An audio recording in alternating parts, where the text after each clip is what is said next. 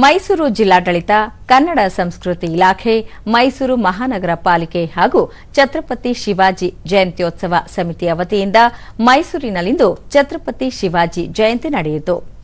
ಜಯಂತಿಯ ಅಂಗವಾಗಿ ಹಮ್ಮಿಕೊಂಡಿದ್ದ ಮೆರವಣಿಗೆಗೆ ಶಾಸಕ ಕೆ ಹರೀಶ್ ಗೌಡ ಚಾಲನೆ ನೀಡಿದರು. ಶಿವಾಜಿ ಜಯಂತ್ಯೋತ್ಸವ ಸಮಿತಿಯ ಕಾರ್ಯದರ್ಶಿ ತುಕಾರಾಂ ಮತ್ತಿತರರು ಉಪಸ್ಥಿತರಿದ್ದರು.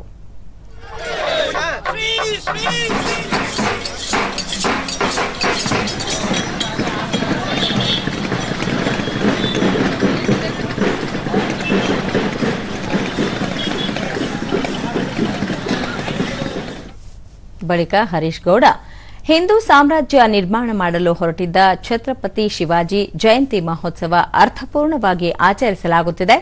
ದೇಶದಲ್ಲಿ ಬಲಿಷ್ಠವಾದ ಸಾಮ್ರಾಜ್ಯ ಕಟ್ಟಿ ಸತ್ಯ ಪ್ರಾಮಾಣಿಕತೆಯಿಂದ ಆಡಳಿತ ನಡೆಸಿ ದೇಶದ ಐಕ್ಯತೆಗೆ ಮುಂದಾಗಿದ್ದ ಶಿವಾಜಿಯವರನ್ನು ಸ್ಮರಿಸುವುದು ನಮ್ಮೆಲ್ಲರ ಕರ್ತವ್ಯ ಎಂದರು.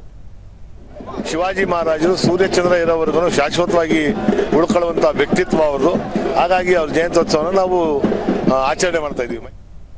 ತುಕಾರಾಂ ದೇಶದಲ್ಲಿ ಅತ್ಯಂತ ಬಲಿಷ್ಠ ಸೈನ್ಯ ಕಟ್ಟುವ ಮೂಲಕ ದೊಡ್ಡ ಸಾಮ್ರಾಜ್ಯವನ್ನು ಕಟ್ಟಲು ಶಿವಾಜಿ ಮುಂದಾಗಿದ್ದರು.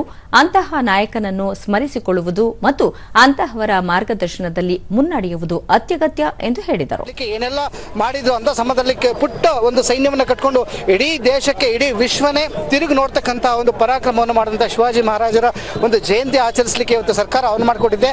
ಈ ಮುಖೇನ ನಾನು ಸರ್ಕಾರಕ್ಕೆ ಕೂಡ ಧನ್ಯವಾದ ತಿಳಿಸಲಿಕ್ಕೆ ಇಚ್ಛೆ ಪಡ್ತೇನೆ.